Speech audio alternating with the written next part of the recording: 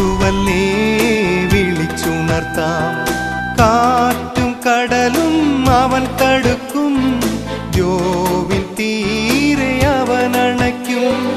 കാറ്റും കടലും അവൻ തടുക്കും, ദ്യോവിൻ തീരെ അവൻ അണയ്ക്കും. ദ്യോവിൻ തീരെ അവൻ അണയ്ക്കും. മോഹത്തിൻ്റെ തെരിലേറി പോകരുതേ, ലോകത്തിൻ്റെ വീതിയിൽ വീഴരുതേ. മോക്ഷത്തിൻ്റെ മാർഗം ഞാൻ തുറന്നു തരാം, സ്വർഗത്തിൻ്റെ